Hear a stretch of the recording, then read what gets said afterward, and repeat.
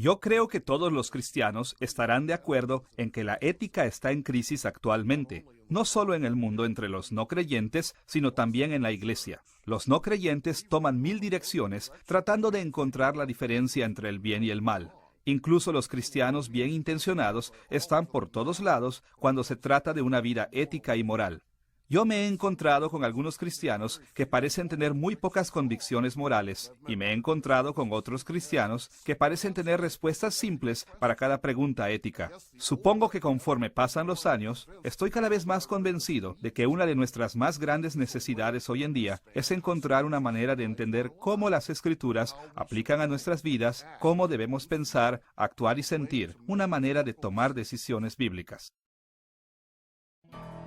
Esta serie sobre cómo tomar decisiones bíblicas es la primera de nuestro curso sobre la ética cristiana. En esta serie nos enfocaremos en el proceso que la Biblia nos enseña a seguir cuando tomamos decisiones sobre toda clase de cosas en nuestras vidas. Hemos llamado a esta primera lección Ética en la Escritura. Presentaremos esta serie primero estableciendo una definición bíblica de ética cristiana. Después, examinando el criterio tripartito bíblico de las buenas obras. Y finalmente, sugiriendo los contornos básicos de un proceso tripartito bíblico para tomar decisiones éticas. Comencemos definiendo el concepto de ética cristiana.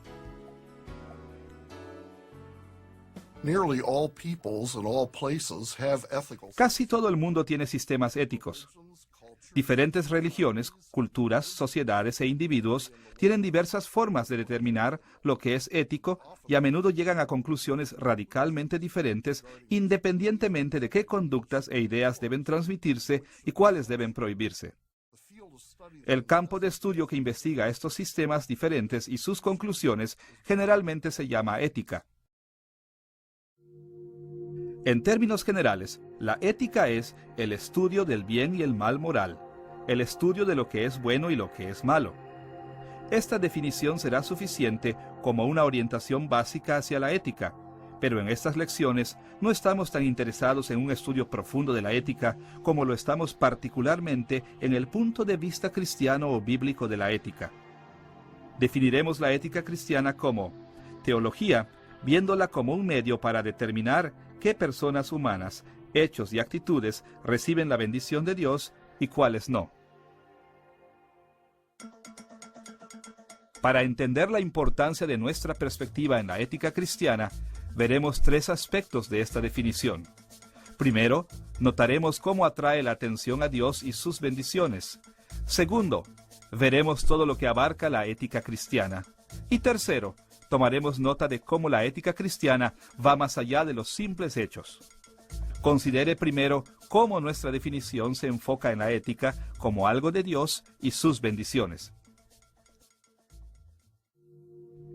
A diferencia de muchos otros sistemas éticos, nuestra definición se enfoca en Dios y su bendición, en lugar de usar términos como el bien y el mal o correcto e incorrecto.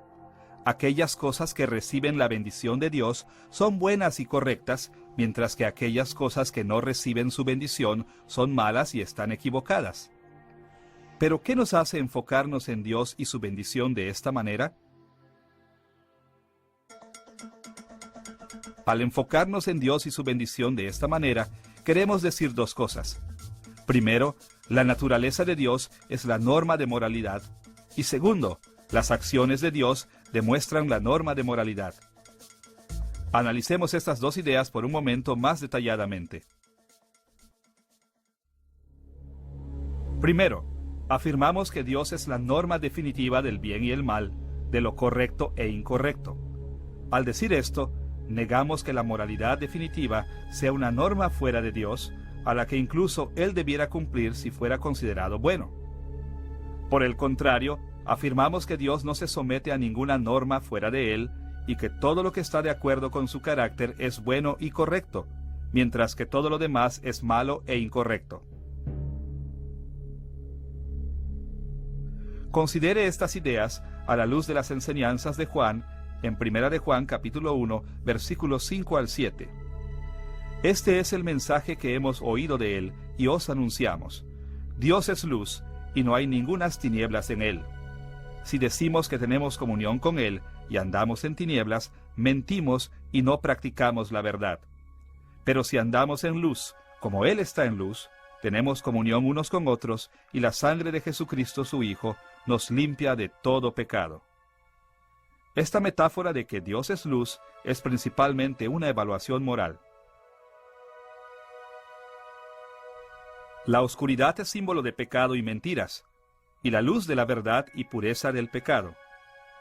Es un cuadro de Dios perfectamente libre del pecado en su misma naturaleza, y es una descripción del pecado como aquello que está fuera de la naturaleza de Dios. A la luz de este pasaje y otros como este, estamos obligados a ver la naturaleza de Dios como la norma y modelo de bondad y rectitud, y por las mismas razones estamos obligados a condenar como pecadoras, malas e incorrectas, aquellas cosas que se oponen a su naturaleza.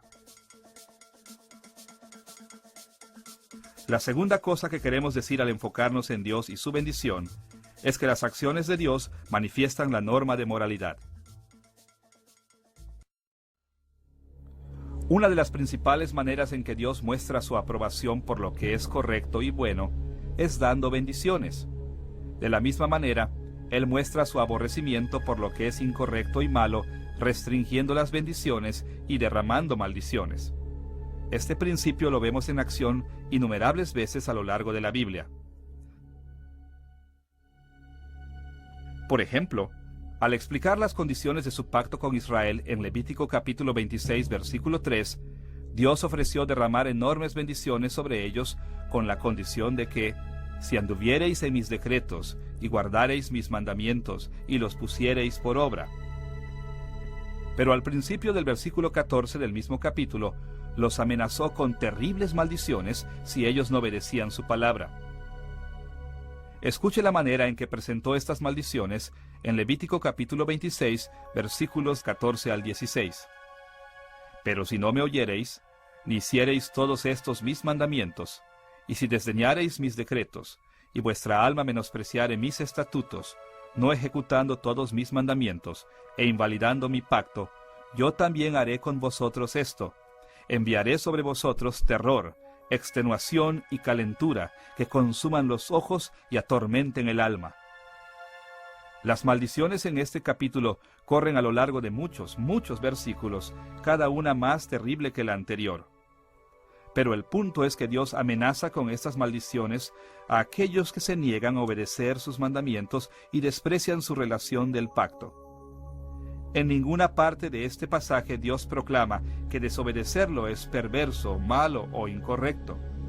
No obstante, esta es la única conclusión a la que podemos llegar, basándonos en su amenaza de los aterradores juicios para aquellos que se vuelven contra Él. Conforme analizamos las Escrituras sobre la manera en que Dios ha revelado las normas de lo que es bueno y malo, encontramos tantas veces que la Biblia advierte lo bueno y lo malo, mostrando las reacciones de Dios en lugar de etiquetar las cosas explícitamente como buenas o malas. Cuando ponemos atención en las bendiciones y maldiciones de Dios, encontramos que el aspecto ético de muchos textos se vuelve más claro.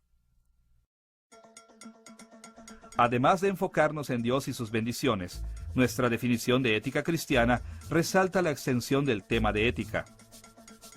Cuando usamos el término ética, no es solo una rama de la teología, es un aspecto esencial de toda la teología y toda la vida cristiana.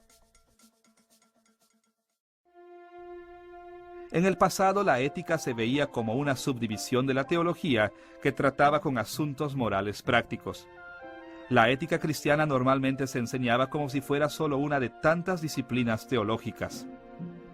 En este modelo pasado, mucha de la teología podía efectuarse con poco o nada de interés en la ética. Como resultado, los maestros de ética normalmente casi no tocaban aspectos de la teología y la vida. Por el contrario, nuestra definición enfatiza que la ética cristiana toca cada aspecto de la vida cristiana. Ética es la teología vista como un medio para determinar lo que es bueno y malo. De una u otra manera, cada aspecto y disciplina teológica trata con las bendiciones de Dios sobre el bien y maldiciones sobre el mal. Cada disciplina de la teología nos obliga a creer ciertos hechos, hacer ciertas cosas y sentir ciertas emociones. Y debido a que es bueno hacer y sentir estas cosas, e incorrecto no hacerlo, toda la teología involucra el estudio de lo correcto y lo incorrecto. Toda la teología involucra la ética. Ahora, más allá de esto, la ética cristiana toca cada área de la vida. La teología en sí no se reduce a una pequeña área de la vida. En el tercer capítulo de mi libro, La doctrina del conocimiento de Dios, defino la teología como la aplicación de la palabra de Dios a todos los aspectos de la vida. En otras palabras, la teología no es el reflejo de Dios y su palabra, más bien es el reflejo que trae consigo su aplicación. Nada está fuera de las normas morales de Dios. Considere este punto de vista sobre la ética y la teología a la luz de 2 de Timoteo capítulo 3, versículos 16 y 17.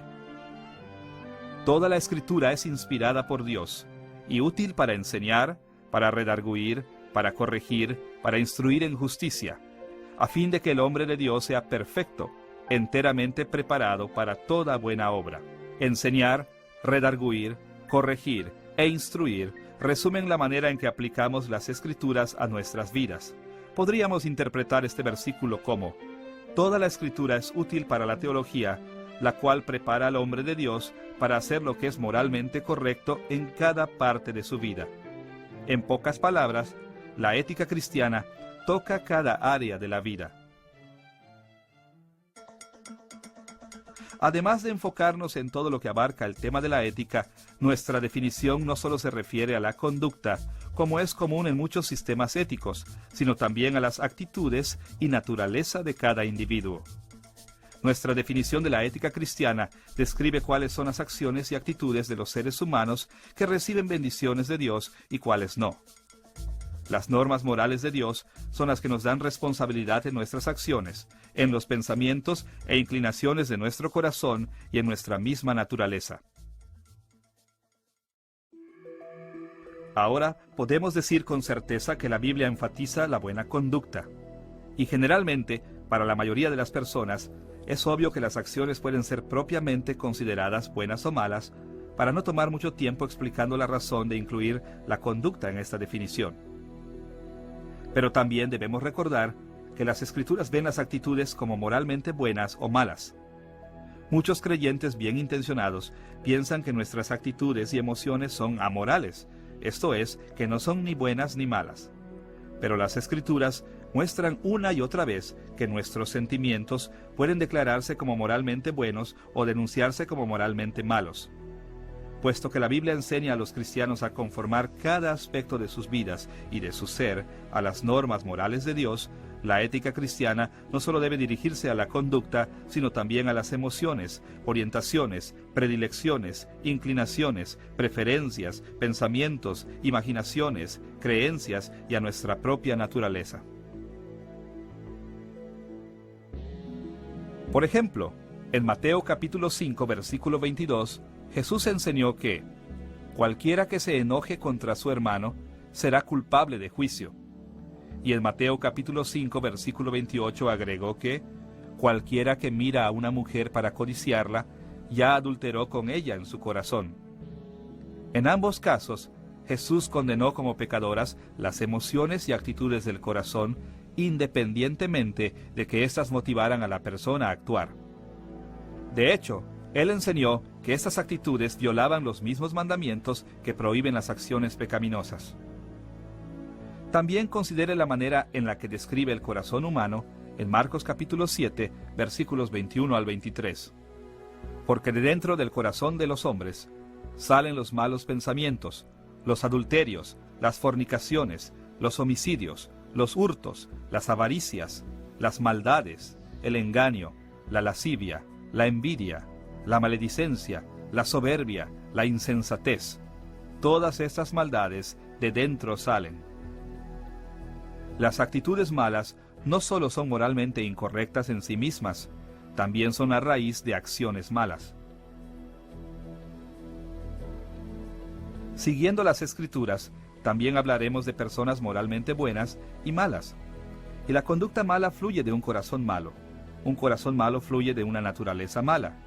Por esta razón, si debemos agradar a Dios, no es suficiente que nuestras acciones y actitudes sean moralmente buenas.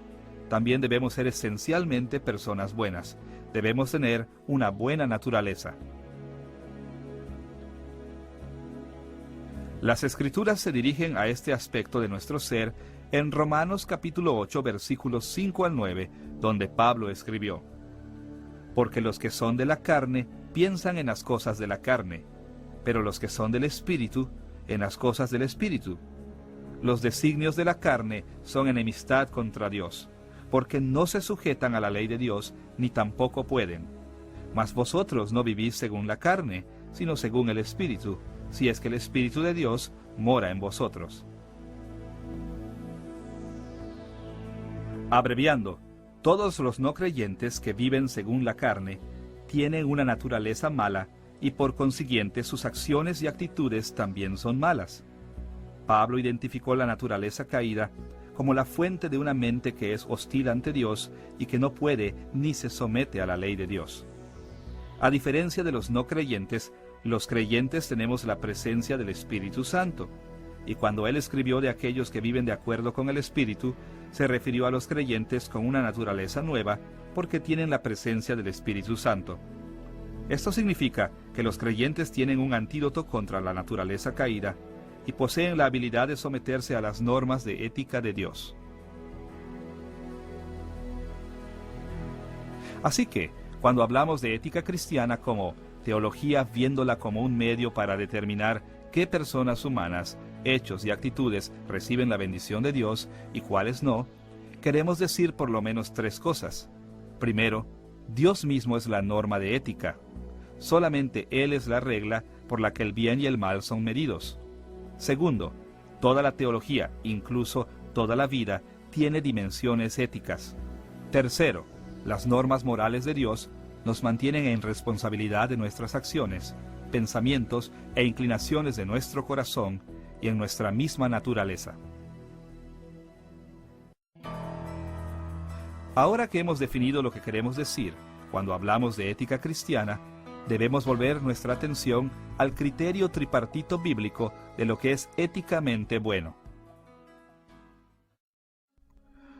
Una manera muy útil de analizar las enseñanzas de la Biblia sobre este tema tan complejo es ver la manera en la que la Confesión de Fe de Westminster define las buenas obras de los no creyentes. Ponga atención al capítulo 16, párrafo 7, donde la Confesión de Fe de Westminster hace algunas distinciones importantes acerca de las buenas obras realizadas por los no creyentes. Las obras hechas por hombres no regenerados puedan ser cosas que Dios ordena, y de utilidad tanto para ellos como para otros. Sin embargo, porque proceden de un corazón no purificado por la fe, y no son hechas en la manera correcta de acuerdo con la palabra, ni para un fin correcto, la gloria de Dios, por lo tanto son pecaminosas, y no pueden agradar a Dios ni hacer a un hombre digno de recibir la gracia de parte de Dios. Desde afuera, vemos aquí que la Confesión de Westminster admite debidamente que hay un sentido en el que los no creyentes hacen las cosas que Dios manda. Más aún, reconoce también que las acciones de los no creyentes pueden producir resultados buenos y beneficiosos para ellos y para otros. En otras palabras, en un sentido, los no creyentes pueden hacer cosas que parecen estar dentro de nuestra definición de una vida ética, acciones como para traer la bendición de Dios. En este tema, las Escrituras están de acuerdo. Por ejemplo, en Mateo capítulo 7, versículos 9 al 11, el Señor habló estas palabras: ¿Qué hombre hay de vosotros que si su hijo le pide pan, le dará una piedra? ¿O si le pide un pescado, le dará una serpiente? Pues si vosotros, siendo malos, sabéis dar buenas dádivas a vuestros hijos, ¿cuánto más vuestro Padre que está en los cielos dará buenas cosas a los que le pidan? Es muy común para las personas en general hacer algunas cosas que son superficialmente buenas, como amar y mantener a sus hijos. De hecho, sería muy difícil encontrar a una persona que nunca haya hecho algo alguna vez que superficialmente se pareciera a las obras que Dios aprueba, o a quien nunca una vez mantuvo una actitud semejante a aquellas que inspiran las bendiciones de Dios. Así que hay un sentido superficial en que incluso los no creyentes pueden hacer las cosas que Dios ordena y beneficiarse de ellas. No obstante, la Confesión de Fe de Westminster acertadamente no permite que este tema permanezca en este punto. Por el contrario, señala que las acciones aparentemente virtuosas que los no creyentes realizan no son lo que parecen ser. Note lo que la confesión dice: estas acciones son pecado. Ellas no pueden agradar a Dios o hacer a alguien digno de la gracia de Dios. Aunque podemos aplaudir a los no creyentes cuando ellos atienden superficialmente a los mandamientos de Dios, debemos recordar que no son verdaderamente honestos. Ellos no son lo suficientemente buenos para agradar a Dios o para ganar la bendición de la salvación. Pero, ¿por qué es esto? ¿Cómo pueden ser pecaminosas las acciones que superficialmente se ajustan a los mandamientos de Dios? Como veremos, la obediencia a los mandamientos de Dios debe de ser con el propósito correcto. En segundo lugar, debe ser conforme a la norma correcta, conforme a la manera prescrita en las Escrituras. Y en tercer lugar, debe ser con la meta correcta en mente, que es glorificar a Dios.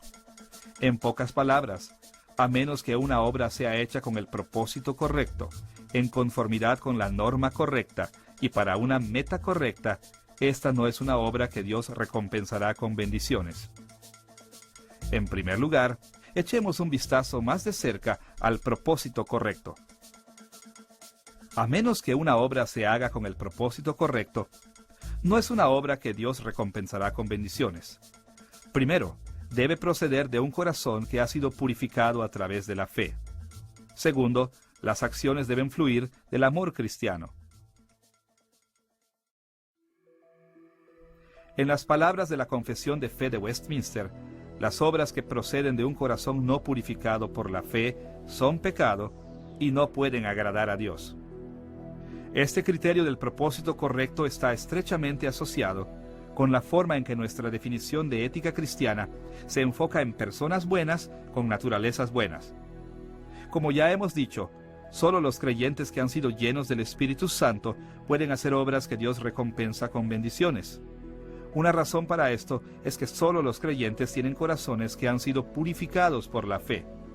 Aquí la confesión está hablando de Dios, dador de fe salvadora, que permanece y crece dentro de los creyentes. Es el medio de purificación a través del cual los creyentes reciben nuevas y buenas naturalezas, y motiva a los creyentes propiamente para hacer buenas obras. Como Santiago escribió en el capítulo 2, versículos 14 al 20.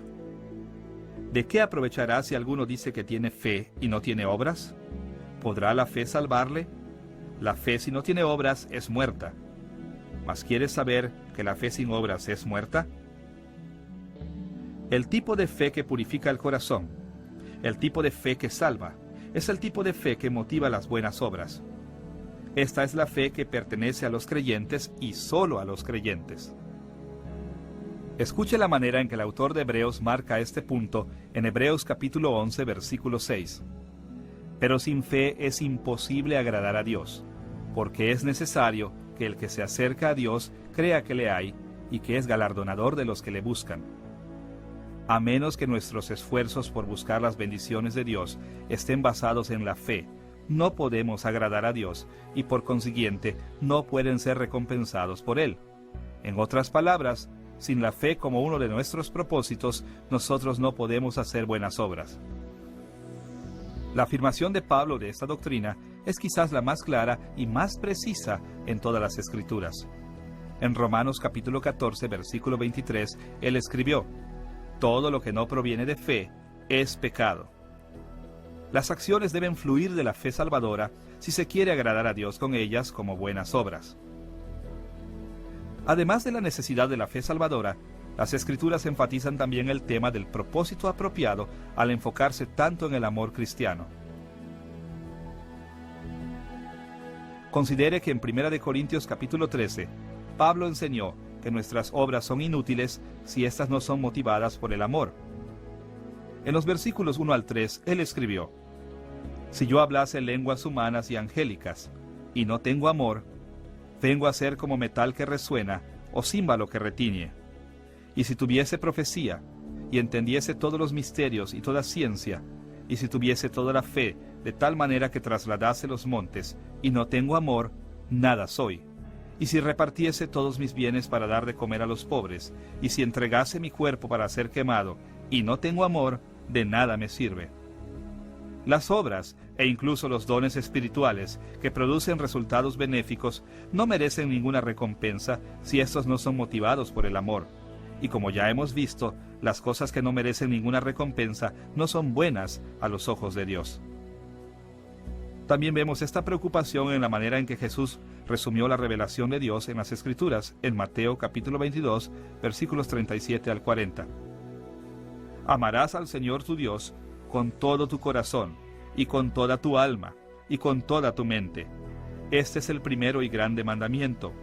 Y el segundo es semejante: amarás a tu prójimo como a ti mismo. De estos dos mandamientos depende toda la ley y los profetas. Rechazar la ley de Dios es rechazarlo a Él, que se ofrece a nosotros en una relación de pacto. Y desobedecer su ley es pecar. Aquí Jesús nos enseña que la propia ley y el resto del Antiguo Testamento también requieren, sobre todas las cosas, que amemos al Señor y a nuestro prójimo.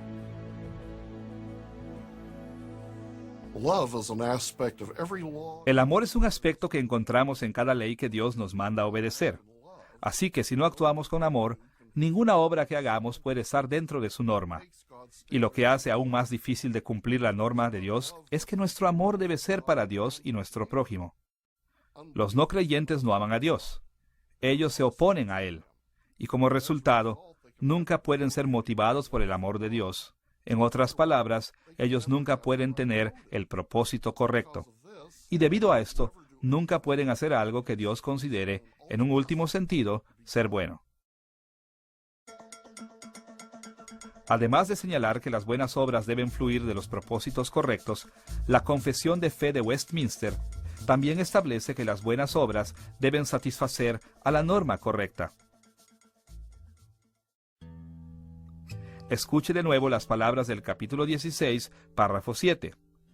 Las obras hechas por hombres no regenerados puedan ser cosas que Dios ordena y de utilidad tanto para ellos como para otros. Sin embargo, porque no son hechas en la manera correcta de acuerdo con la palabra, por lo tanto son pecaminosas. Aquí la confesión pone énfasis en que, para que las obras sean buenas, deben hacerse según la norma de la palabra de Dios, es decir, la revelación de Dios. Para presentar nuestro análisis de la norma correcta, mencionaremos tres temas. Primero, los mandamientos de las Escrituras. Segundo, todas las Escrituras. Y tercero, revelación general, la creación en sí. En primer lugar, todos los mandamientos de las Escrituras están diseñados para guiarnos. Escuche cómo Juan resumió esta idea en 1 de Juan capítulo 3, versículo 4. Todo aquel que comete pecado, infringe también la ley, pues el pecado es infracción de la ley. Note lo que Juan no dijo. Él no enseñó simplemente que todos los que cometemos desobediencia cometemos pecado, como si la desobediencia fuera solamente uno de muchos tipos de pecado. En cambio, él dijo que todos los que pecan son culpables de desobediencia, manifestando que todo pecado trae consigo desobediencia. Todo pecado viola la ley de Dios. Aquí las palabras de Juan son categóricas y consignan la importancia de la norma apropiada en los términos más fuertes posibles.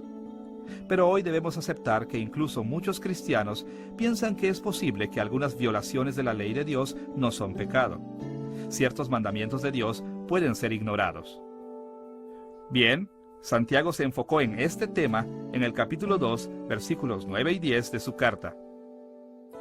Pero si hacéis acepción de personas, cometéis pecado, y quedáis convictos por la ley como transgresores, porque cualquiera que guardare toda la ley, pero ofendiere en un punto, se hace culpable de todos. Claramente algunas violaciones de la ley son pecado, como mostrar favoritismo, tal como Santiago lo mencionó. Pero Santiago entonces siguió diciendo que violar cualquier mandato de la ley significaba violar todos los mandatos de la ley.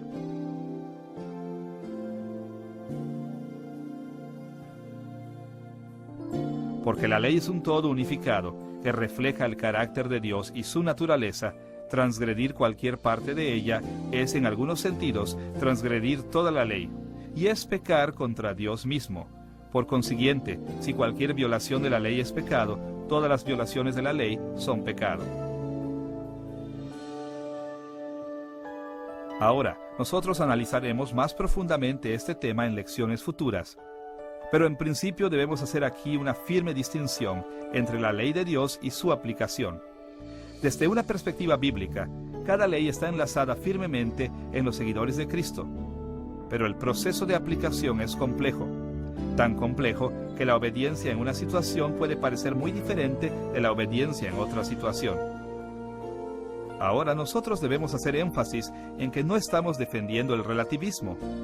No es verdad que la Biblia significa cosas diferentes para diferentes personas y que todos estos significados son igualmente válidos. Al contrario, la Biblia significa lo que Dios dice que significa, lo que sus autores originales quisieron que significara. La palabra de Dios es nuestra norma obligatoria y no podemos alejarnos de ella. Por consiguiente, tenemos argumentos para decir que todas las buenas obras deben concordar con la norma de ley bíblica. En segundo lugar, la norma apropiada requiere sumisión a la Biblia entera. La Confesión de Fe de Westminster no dice solamente que la ley de Dios es un criterio de todas las buenas obras, sino que la palabra de Dios es en su totalidad un criterio de buenas obras. Es decir, las buenas obras deben hacerse conforme a la enseñanza de toda la revelación sobre todas las Escrituras, incluso de acuerdo a esos segmentos que no son formalmente parte de la ley. Por ejemplo, considere que incluso la propia ley recurre a otras porciones de las Escrituras como base para sus mandamientos.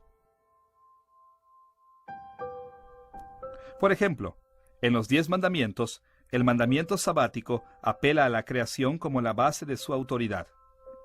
En Éxodo capítulo 20, versículos 9 al 11, leemos: 6 días trabajarás y harás toda tu obra, mas el séptimo día es reposo para Jehová tu Dios. Porque en 6 días hizo Jehová los cielos y la tierra, el mar y todas las cosas que en ellos hay, y reposó en el séptimo día. Por tanto, Jehová bendijo el día de reposo y lo santificó. En este punto, los mismos 10 mandamientos establecen su autoridad moral en las implicaciones morales de la creación. Jesús hizo algo similar cuando defendió la tan llamada ruptura del Sabbat por los discípulos basándose en la conducta de David. Escuche la forma en la que respondió a los fariseos en Mateo capítulo 12, versículos 3 al 4. ¿No habéis leído lo que hizo David cuando él y los que con él estaban tuvieron hambre?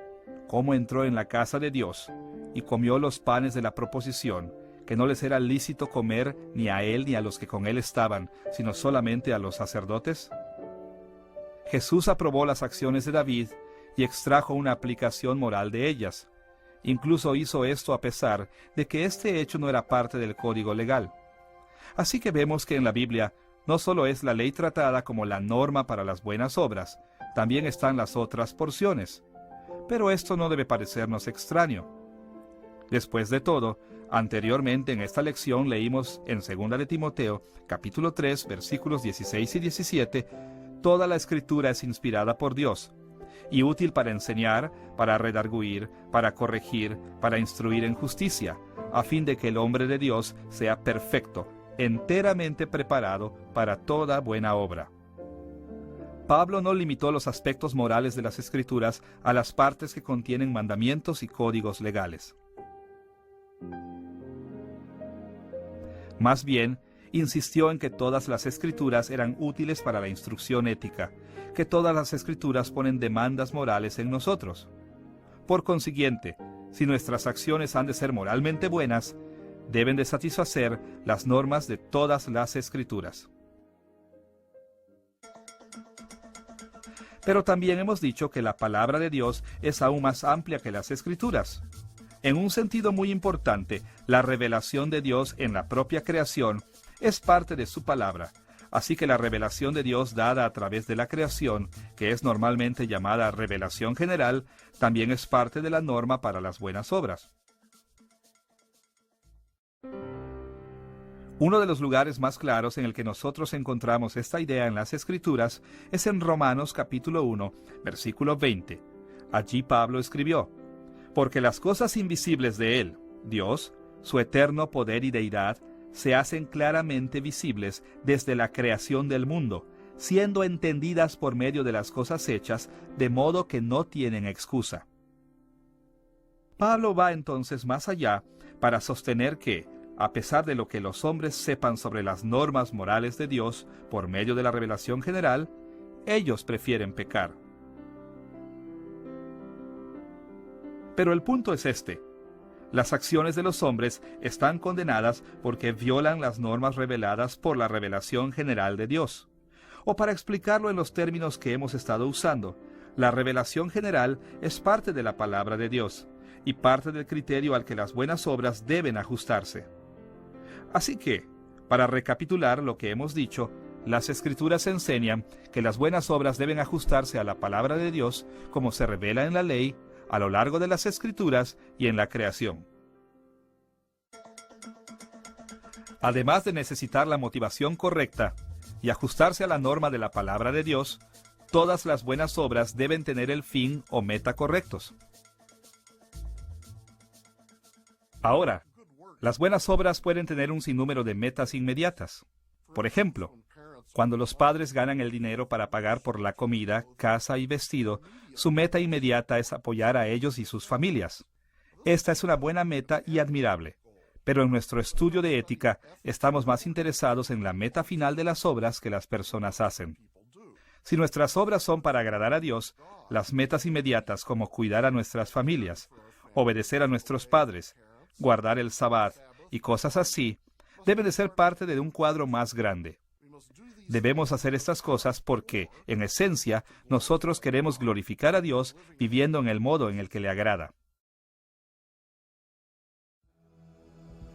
Las Escrituras nos enseñan en muy diferentes formas que la gloria de Dios es una meta central, fundamental en nuestras vidas. Esto es, con ejemplos específicos y en principios generales. Uno de esos ejemplos aparece en las instrucciones de Pablo sobre comer carne vendida en el mercado. Pablo dijo que comer y abstenerse podrían ser ambas cosas buenas, siempre y cuando la gloria de Dios fuera respetada. Él escribió estas palabras en 1 Corintios capítulo 10, versículo 31. Si pues coméis o bebéis, o hacéis otra cosa, hacedlo todo para la gloria de Dios.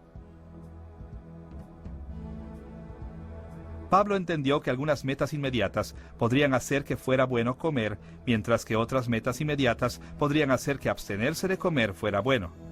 Su punto era que debe de haber otro principio que anule esas metas inmediatas. Esto es, preocuparse por la gloria de Dios, y que, a menos que esta meta última esté a la vista, ni comer ni abstenerse podrían ser considerados buenos. Pedro dijo algo similar cuando instruyó a sus lectores acerca del uso de dones espirituales. Escuche sus palabras en 1 de Pedro capítulo 4, versículo 11. Si alguno habla, hable conforme a las palabras de Dios. Si alguno ministra, ministre conforme al poder que Dios da, para que en todo sea Dios glorificado.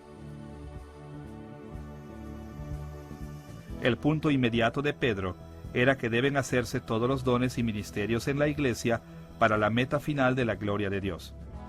Pero el principio que Pedro estaba aplicando era que todo en la vida cristiana debe hacerse de tal manera que honre a Dios y le dé gloria. Otras declaraciones en las Escrituras hacen este principio general más explícito. Un lugar en el que vemos esto bastante claro es en Romanos capítulo 11, versículo 36, donde Pablo escribió estas palabras sobre Dios. Porque de Él, y por Él, y para Él son todas las cosas. A Él sea la gloria por los siglos. Aquí Pablo expresó gran alegría sobre el hecho de que todo es por Él y para Él. Esto quiere decir, entre otras cosas, que todo debe ser hecho para la obra de Dios y se tendrá su gloria y honra como meta final. Así que Pablo dio énfasis a este punto exclamando, a Él sea la gloria por los siglos. De hecho, este versículo sugiere que se glorifique a Dios finalmente en todo lo que existe, ya sea creándolo, sosteniéndolo, obedeciéndolo, autorizándolo o recibiéndolo como servicio en su honor. No es extraño entonces que Él apruebe las obras en las que se piensa en darle la gloria, y condena las obras que desatienden o se oponen a su gloria. Dios premia y aprueba solo esas obras que tienen su gloria como su meta final. Ahora que hemos establecido una definición bíblica de ética cristiana y hemos examinado el criterio tripartito escrito para las buenas obras, debemos aplicar estas ideas poniendo el proceso triple por el cual los cristianos deben tomar decisiones éticas. A lo largo de estas lecciones, examinaremos los pasos prácticos que debemos de seguir al tomar decisiones éticas constantemente. A estas alturas, sin embargo, podemos trazar los contornos básicos del análisis que explicaremos con mayor profundidad en lecciones más adelante. Para presentar nuestro análisis, mencionaremos 3 temas. Primero, 3 tendencias de grupos cristianos diferentes. Segundo, 3 perspectivas para tomar decisiones éticas. Y tercero, la interdependencia de estas perspectivas. Considere primero las tendencias que los diferentes grupos cristianos tienen cuando toman decisiones éticas. Hay muchas maneras diferentes en que los creyentes intentan tomar decisiones éticas en la vida, pero tienden a caer en 3 categorías principales. Algunos dan énfasis a nuestra conciencia cristiana y la guía del Espíritu Santo, insistiendo que las acciones son buenas si éstas están de acuerdo con sus indicadores interiores. Otros dan énfasis a las Escrituras, insistiendo que las acciones son buenas si obedecen los decretos de las Escrituras, pero son malas si no lo hacen. Aún otros dan énfasis al resultado de las acciones e insisten en que las acciones son buenas si producen consecuencias buenas, pero son malas si producen consecuencias malas. Como hemos visto, la Biblia define las buenas obras como aquellas que se hacen con el propósito correcto, por la norma correcta y para la meta correcta. Y de hecho, estos 3 criterios para las buenas obras corresponden a los énfasis que nosotros acabamos de mencionar. Aquellos que dan énfasis a la conciencia y a la guía del Espíritu Santo están principalmente interesados en el propósito correcto. Podríamos decir que ellos consideran primero el hecho de que las buenas obras solo pueden ser hechas por personas buenas. Al tomar juicios éticos, tienden a hacer preguntas como: ¿cuál es mi actitud? ¿Tengo yo la madurez para tomar la decisión correcta? ¿Tengo yo la capacidad espiritual de aplicar la palabra de Dios a la situación? Después están aquellos que toman decisiones éticas enfocándose en la norma correcta. Estas personas dan énfasis a los decretos de las Escrituras. Cuando se enfrentan con un problema ético, su primera pregunta tiende a ser: ¿qué dice la palabra de Dios? Finalmente, aquellos que piensan principalmente en las consecuencias de sus acciones están primordialmente interesados en la meta correcta. Ellos se enfocan en la propia situación y hacen preguntas como: ¿cuál es el problema? ¿Qué problemas están envueltos? ¿Cuáles serán los resultados de las posibles soluciones a este problema? Estas 3 direcciones generales que adoptan los cristianos al tomar sus decisiones ayudarán a comprender que estas direcciones realmente representan 3 perspectivas esenciales para toda toma de decisiones éticas. A lo largo de estas lecciones, hablaremos de juicios éticos o decisiones de esta manera. El juicio ético involucra la aplicación de la palabra de Dios a una situación por una persona. Esta definición entrelaza muchas cosas que ya hemos dicho. Mencionamos la palabra de Dios porque la revelación divina es la norma por la que nosotros debemos medir todos los juicios. El término situación nos recuerda el problema. la meta y las consecuencias de las soluciones que debemos considerar. Y mencionamos a una persona para enfatizar la importancia de la naturaleza de una persona, propósito y conciencia al determinar cursos correctos de acción. Así que, en efecto, nosotros estamos sugiriendo que solo pueden tomarse decisiones morales cuando las tres direcciones conjuntas se toman adecuadamente en cualquier problema dado. A menudo les parece ilógico a muchos creyentes que pongamos relativamente igual énfasis en estos tres factores. Después de todo, en la mayoría de los círculos conservadores de cristianos, consideramos las Escrituras como nuestra única regla infalible de fe y práctica. En este sentido, nosotros valoramos la enseñanza de las Escrituras sobre cualquier otra consideración que pudiéramos hacer. Es más, ayuda a ver que si somos bíblicos en nuestro acercamiento a la ética y si seguimos las Escrituras como nuestra única regla infalible, entonces veremos que la misma Biblia nos enseña no solo a considerar la palabra de Dios, sino también la situación y a la persona cuando vemos todo el proceso del análisis de ética. La ética debe de analizarse por lo menos de tres maneras distintas o desde tres diferentes perspectivas. La ética debe de analizarse desde la perspectiva de la palabra de Dios, desde la perspectiva de la situación y desde la perspectiva de la persona. Y bíblicamente, las visiones de todas estas perspectivas son valiosas. Por consiguiente, el mejor acercamiento es hacer ética desde las tres perspectivas y permitir que las características de cada perspectiva informen e influyan en las características de las otras. Hablaremos de tres perspectivas o acercamientos hacia cada juicio ético. La perspectiva situacional también es llamada en esta serie de lecciones la perspectiva circunstancial, la perspectiva normativa y la perspectiva existencial. Volveremos a estas perspectivas muchas veces en estas lecciones, pero a estas alturas debemos mirar la idea básica de cada perspectiva. Cuando nuestras preguntas éticas se enfocan en los problemas mismos, en las consecuencias de las acciones o en las metas, nosotros estamos haciendo ética desde la perspectiva circunstancial.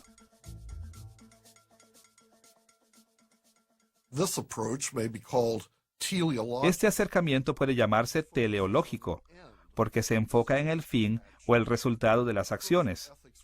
Acercarse a la ética desde la perspectiva circunstancial involucra notar las relaciones de medios afines en la economía de Dios, haciéndose preguntas como: ¿cuáles son los mejores métodos para lograr los propósitos de Dios? También incluye apelaciones a una conducta moral basada en el ejemplo anterior de Dios, Jesús y otros personajes moralmente buenos en las Escrituras. Las Escrituras mismas frecuentemente adoptan esta perspectiva y nos animan a que hagamos lo mismo cuando nos instruyen en temas éticos, apelando a la soberanía de Dios, mando providencial de su creación. Esto es particularmente evidente cuando se refiere a los eventos de redención o al tomar a Dios, Jesús y otros como modelos para nuestra conducta. Por ejemplo, en Romanos capítulo 6, versículos 2 al 4, Pablo defendió que nuestra muerte al pecado y nuestro morir con Cristo tuvo lugar para que un fin específico pudiera lograrse, a saber, que pudiéramos vivir moralmente apartados del pecado. Porque los que hemos muerto al pecado, ¿cómo viviremos aún en él? ¿O no sabéis que hemos sido bautizados en su muerte, de Cristo, a fin de que como Cristo resucitó de los muertos, así también nosotros andemos en vida nueva? Al hacer esto, Él no se enfocó en los mandamientos de Dios o en la influencia del Espíritu Santo en nuestras vidas y conciencias, sino en los hechos de la situación, incluyendo los eventos de redención y los fines para los cuales fuimos salvados. Pablo también cerró el capítulo 6 de Romanos con una perspectiva circunstancial en ética. Él escribió estas palabras en Romanos capítulo 6, versículos 20 al 22. Porque cuando erais esclavos del pecado, erais libres acerca de la justicia. ¿Pero qué fruto teníais de aquellas cosas de las cuales ahora os avergonzáis? Porque el fin de ellas es muerte. Mas ahora que habéis sido libertados del pecado y hechos siervos de Dios, tenéis por vuestro fruto la santificación y como fin la vida eterna. Pablo animó a sus lectores a que vivieran vidas santas, morales y abstenerse de los pecados que ellos cometieron una vez. Pablo sostuvo que viviendo vidas santas, ellos obtendrían vida eterna. Aquí, él también argumentó con base en las consecuencias, pero esta vez se enfocó en el premio que se daría en respuesta a una vida santa. Pedro también presentó argumentos circunstanciales para la conducta moral. Escuche la manera en que razonó en 1 de Pedro, capítulo 2, versículo 21. Cristo padeció por nosotros, dejándonos ejemplo para que sigáis sus pisadas. Aquí Pedro animó a los creyentes a que estuvieran dispuestos a sufrir por causa de la rectitud, y no lo hizo citando las Escrituras o hablando de la guía interior del Espíritu Santo, sino apelando a los hechos de la historia de la redención y específicamente al ejemplo del sufrimiento de Jesús en la cruz. Quizás la perspectiva más intuitiva para los cristianos es lo que llamamos la perspectiva normativa. Normativa se refiere al hecho de que la palabra de Dios es la norma o estándar para la ética. Estamos haciendo ética desde la perspectiva normativa cuando consultamos la Biblia para que nos diga qué hacer. Por ejemplo, al restaurar la adoración correcta a Israel, el rey Josías instruyó a su pueblo para que guardaran la Pascua. En 2 de Reyes, capítulo 23, versículo 21, él les ordenó: «Haced la Pascua a Jehová vuestro Dios, conforme a lo que está escrito en el libro de este pacto». Su explicación no fue la historia de la redención, o el hecho de que su situación los limitara a esta obligación, o que Dios interiormente los orientara a guardar la Pascua, sino que las Escrituras mismas los dirigieron a celebrar este recordatorio. Él se basó en las palabras de la ley que Dios había entregado a su pueblo por medio de Moisés. El apóstol Juan también adoptó la perspectiva normativa cuando apeló al mandamiento de Dios como la base para la creencia y la conducta en 1 de Juan capítulo 3 versículo 23. Y este es su mandamiento: que creamos en el nombre de su Hijo Jesucristo y nos amemos unos a otros. De nuevo, la palabra de Dios era la base para la conducta. Dios ordenó que las personas se comporten y crean de cierta manera, y solo con su autoridad mandó a todas las personas a cumplir esta norma moral. Después de ver las perspectivas circunstancial y normativa, ahora echemos un vistazo a la ética desde la perspectiva de la persona, lo que llamaremos la perspectiva existencial. Cuando nos acercamos a la ética haciendo preguntas que son específicas a las personas involucradas, estamos haciendo ética desde una perspectiva existencial. Al decir existencial, no pretendemos asociar esta perspectiva con la filosofía particular de los existencialistas. Más bien, queremos decir que esta perspectiva ve la ética a través de la lente de la experiencia de la persona individual. La perspectiva existencial se enfoca en la confrontación e interacción de uno mismo con Dios. Cuando nos acercamos a la ética desde esta perspectiva, no degradamos la autoridad de Dios o exaltamos nuestras propias sensibilidades como nuestra norma final de lo que es correcto e incorrecto. Más bien hacemos preguntas como: ¿cómo debo cambiar yo si debo ser santo? Y prestamos atención a influencias como la guía interior del Espíritu Santo y la conciencia santificada personal. Así que vemos entonces que las Escrituras dictan a nuestras conciencias y la guía del Espíritu Santo como un medio válido para determinar lo que es correcto y lo que es malo. Junto con las perspectivas circunstancial y normativa, la perspectiva existencial es una herramienta necesaria para cuando buscamos hacer juicios éticos. Las Escrituras contienen muchos ejemplos de este análisis de la ética, como en 1 de Juan capítulo 3 versículo 21, en donde el apóstol escribió: «Amados, si nuestro corazón no nos reprende, confianza tenemos en Dios».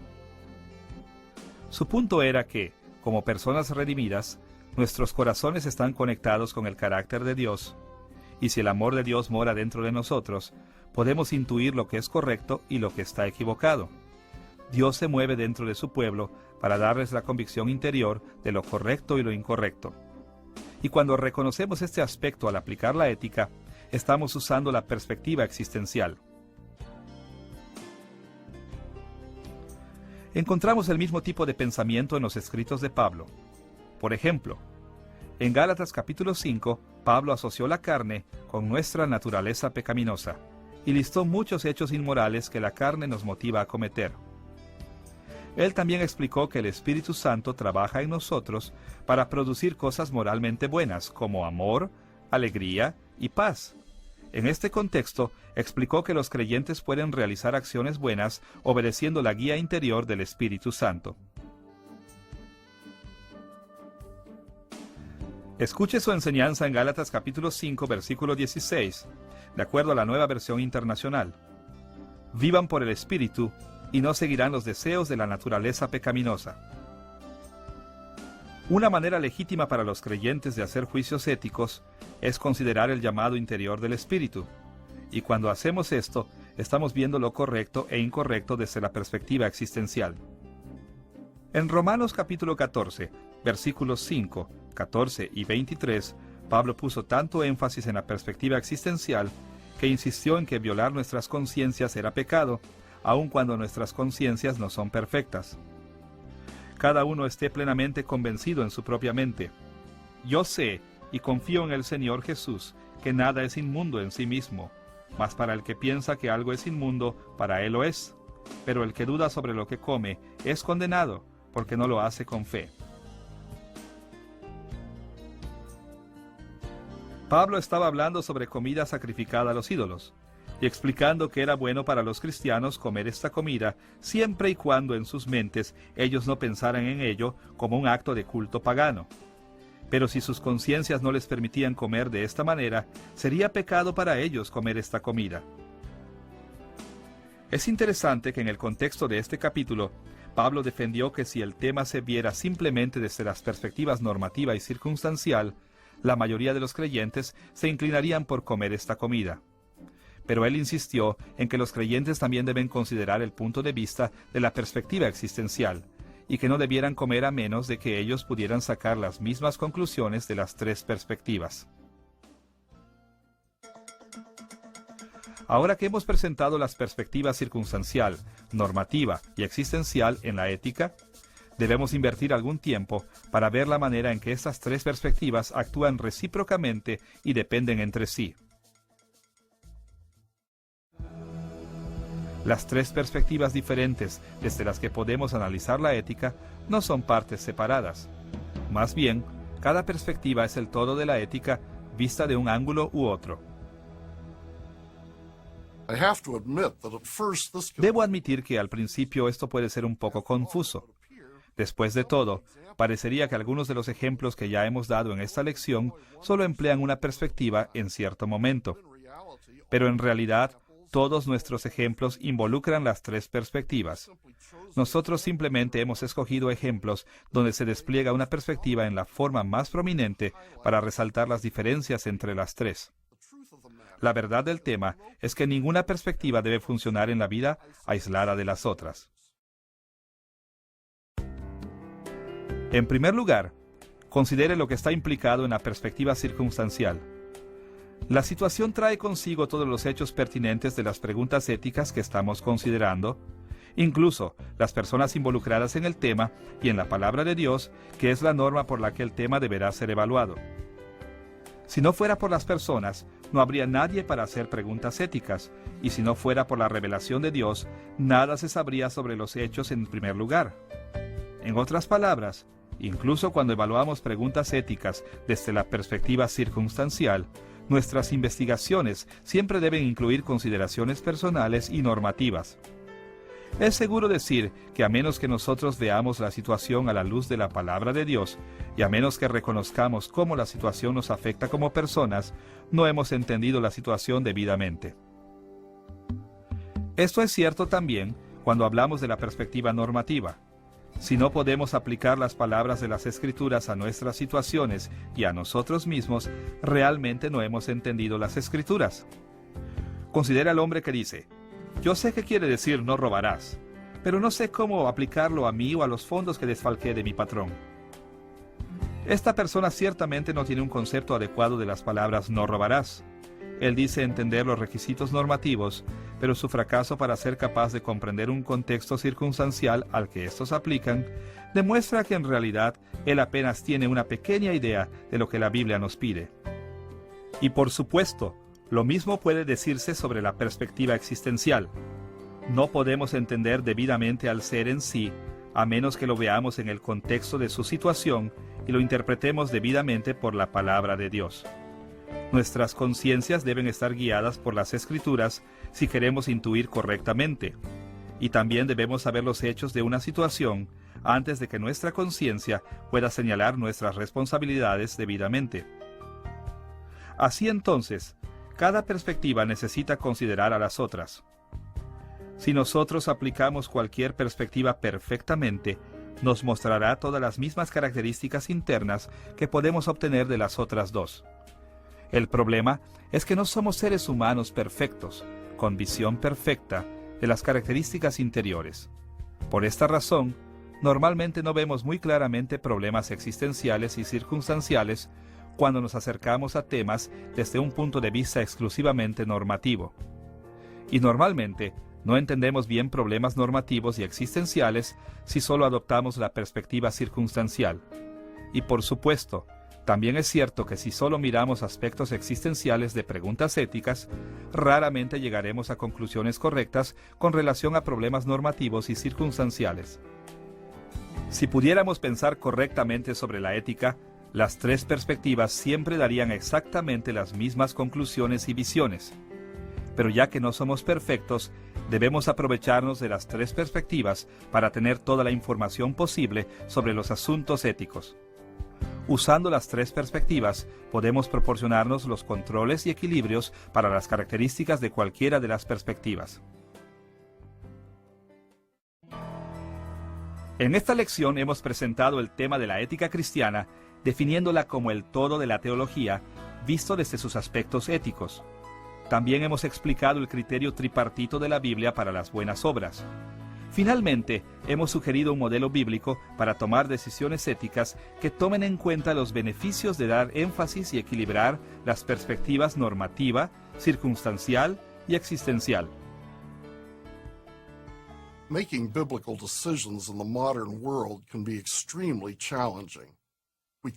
Tomar decisiones bíblicas en el mundo moderno es sumamente desafiante. Constantemente nos sentimos arrastrados por una variedad de influencias, muchas de las cuales no reconocen la autoridad de Dios y no quieren su bondad. Pero como cristianos, debemos afirmar la bondad de Dios y debemos seguirlo en nuestras decisiones éticas. Y una manera muy útil de hacer esto es el uso de las perspectivas normativa, circunstancial y existencial de la ética. Cuando incorporamos estas perspectivas en nuestro pensamiento, nos preparamos para evaluar situaciones éticas complejas y tomar sabias decisiones bíblicas.